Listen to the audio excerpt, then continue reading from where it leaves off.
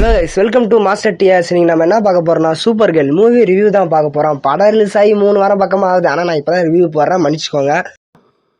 பொறுக்கி டிசி யூனிவர்ஸ்ல 2வது படமா வந்திருக்க படம் தான் சூப்பர் கேர்ள். சூப்பர்மேன் மாதிரி பெரிய கதையா இருக்கும் நான் எதிர்பார்த்தேன். ஆனா அந்த அளவுக்குலாம் பெருசா சீன் இல்ல. ஒரு சின்னோண்டு ஸ்டோரி தான், பெருசா ஸ்டோரி எல்லாம் கிடையாது. படத்துல சூப்பர் கேர்ளுக்கு நிறைய கூஸ்பம் சீக்வன்ஸ் இருந்தது.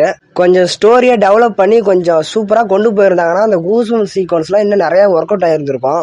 இந்த படத்துல பெருசா ஸ்டோரி இல்லைனாலும் கொஞ்சம் இன்ட்ரெஸ்டிங்கான விஷயங்கள்லாம் பேசியிருப்பாங்க.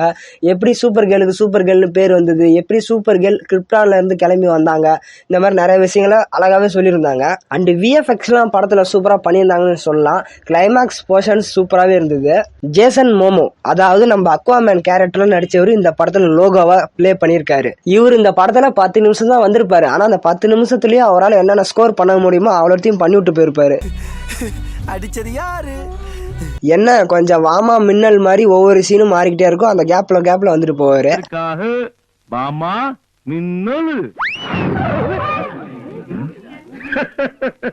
ஏற்கனவே பாத்தீங்கன்னா சூப்பர்மேன் படத்துல அந்த கிரிப்டோ டாகோட செட்டப் சூப்பராகவே இருக்கும். அதே மாதிரி இந்த படத்துல இருக்குன்னு பார்த்தோம்னா ஒண்ணுமே இல்ல. அந்த ஆக்ஷன் சீக்வன்ஸ் எல்லாம் சூப்பராகவே இருந்து கிளைமேக்ஸ் போர்ஷன்ல அந்த ஆக்ஷன் சீன்ஸ் எல்லாம் பட்டையை கிளப்பி இருந்தாங்க. மொத்தத்துல இந்த படத்தை ஒரு பெரிய லெவலுக்கு எல்லாம் எடுக்கல, ஒரு சிம்பிளான ஸ்டோரி தான். நான் ஃபர்ஸ்டே சொன்ன மாதிரி இந்த படத்தோட ஸ்டோரியை கொஞ்சம் நல்லா டெவலப் பண்ணி எழுதியிருந்தாங்கன்னா அந்த படம் நல்லாவே இருந்திருக்கும். சூப்பர் கேர்ளை கொஞ்சம் வித்தியாசமா காட்டணும்ட்டு படத்தை இப்படி எடுத்துட்டாங்கன்னு நான் நினைக்கிறேன். நீங்க பாத்தீங்கன்னாலே தெரியும், இதுக்கு முன்னாடி இந்த சூப்பர் கேர்ள் ப்ராஜெக்ட்ல இருக்கிற சூப்பர் கேர்ள் மாதிரி இவங்க இருக்க மாட்டாங்க. இவங்க கொஞ்சம் டிஃப்ரெண்டா காட்டியிருப்பாங்க இந்த படத்துல.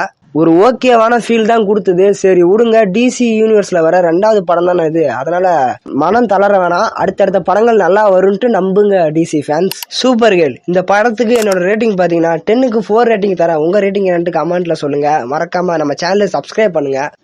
மீண்டும் அடுத்த வீடியோவில் சந்திக்கும் வரை வெயிட் பண்ணுங்க. தேங்க்ஸ் ஃபார் வாட்சிங். டாடா பாய். அடுத்த வீடியோல பார்ப்போம். என்னடா டயலாக் இது? எவன் எழுதி கொடுத்தானே அது இப்படி பேசிட்டு போறான்?